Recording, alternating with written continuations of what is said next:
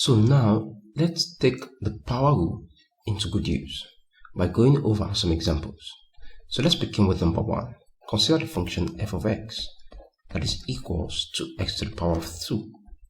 So what would be f prime of x, which corresponds to the y dx? Well, from power rule, the y dx, which is the same as f prime of x, is equals to n x to the power of n minus 1. And that is if f of x is equal to x to the power of n. Now, since f of x is equal to x to the power of 2, then its derivative will simply be 2 x to the power of 2 minus 1. So you take the index, bring it to the front, and multiply it with the variable or to the back of the variable, depending on how you see it. Then after that, subtract 1 from the index, and boom, you're good to go. So final answer is 2x to the power 1, which corresponds to 2x. So for x squared, its derivative is 2x. And that is it for this problem.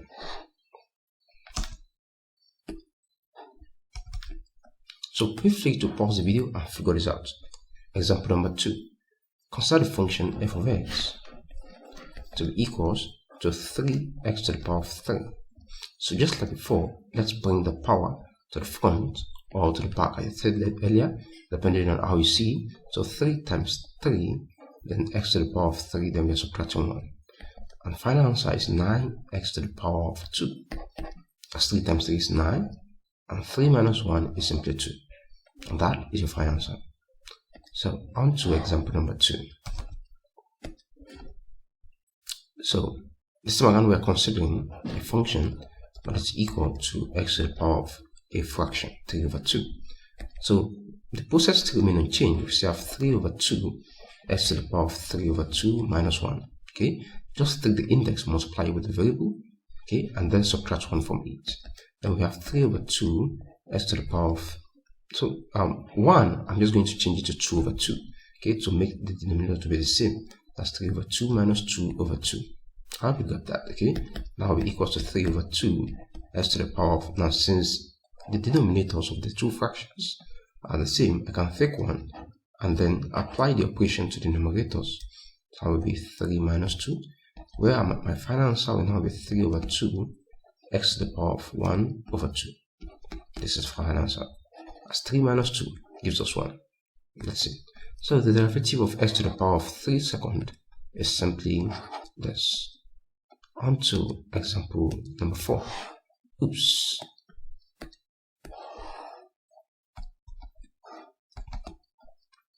So please feel free to pause the video and figure this out yourself. So consider the function f of x that is equal to 3x to the power of 3 over 4. So what would be the derivative? So f prime of x will now be equals to 3, which is the initial coefficient. Now we are multiplying it with the power, multiply by 3 over 4, then the variable. Now we are subtracting 1 from the power. That's 3 over 4 minus 1. So simplifying this forward, 3 times 3 is 9. We have 9 over 4 multiplied by x. So instead of 1, I'm going to have it as 4 over 4.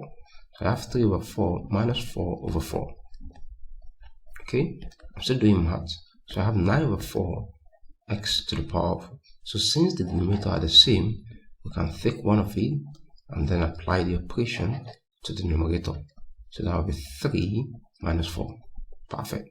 And final answer becomes 9 over 4 x to the power of 3 minus 4 is negative 1 over 4. You can leave your answer this way. However, you can proceed forward by turning into 9 over 4 multiplied by, since this is negative index, then we have 1 divided by x to the power of 1 over 4.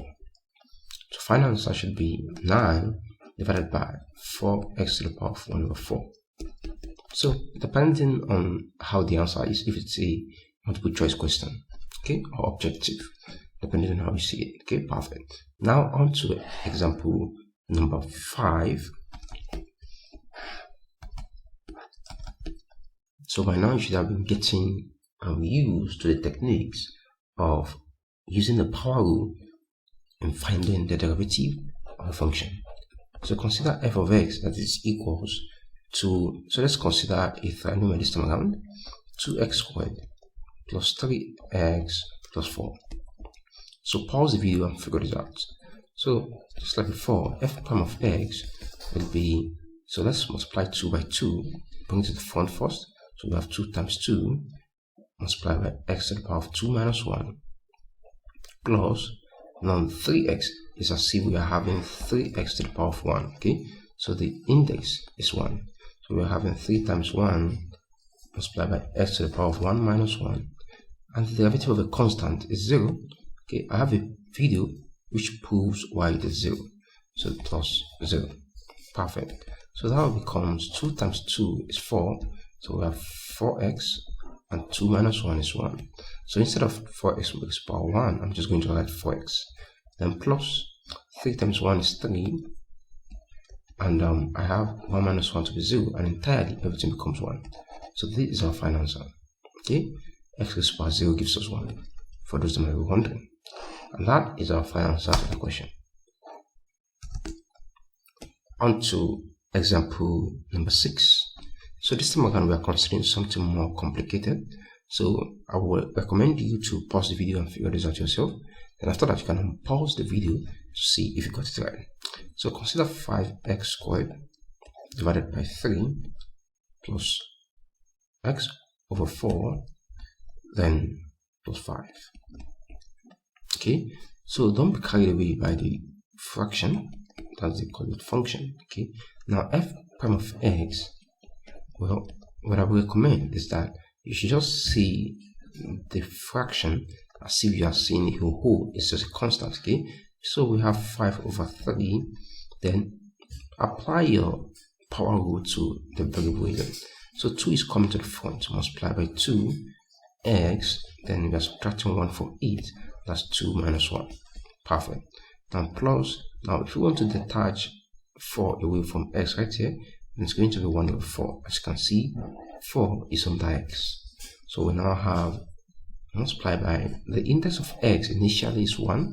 So multiply by 1, x to the power of 1 minus 1. And this is just an ordinary constant, which its derivative is simply 0. So finally, f prime of x will be equals to, if we multiply this all coefficients, we have 10 by 3, then x raised to the power of 2 minus 1 is just 1, and I have it as 10 by 3x. Now on to the next term, plus, if we multiply these coefficients, we have just 1 over 4 x. Now this is 0, so x to the power 0 is 1. So instead, I'll just leave it as 1 over 4, and that will be our final answer. And that will be the solution to this question. And by now, I want to believe that you should be able to make use of the power rule effectively. So let's consider one more example, but something different this time around. So just watch and listen to me closely. So consider f of x that is equals to 3 over x squared plus 5 over 2x then minus 3. You know what? When the variable is at the denominator, here's what you need to do. So let's detach 3 away from the fraction. So it's going to be the same as 3 times 1 over x squared, okay, plus 5 over 2 times 1 over x. You agree with this? Okay, what I did was that I'm just trying to separate 5 over 2 away from x. Consider taking 5 away from the numerator, we have 1 left, and taking 2 away, we are left with x. And that's it. So we're left with minus 3. Now it's easy for us to integrate, to differentiate at this point.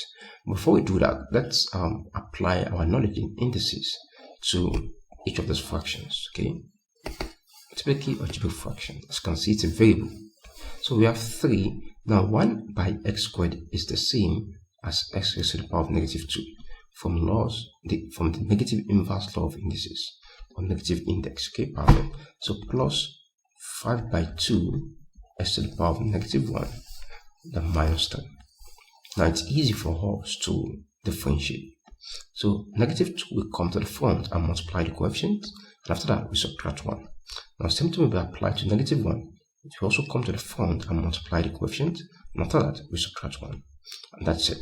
So therefore f prime of x equals to 3 times negative 2 x raised to the power of minus 2 minus 1, perfect, plus 5 over 2 multiplied by negative 1, x raised to the power of negative 1, negative 1.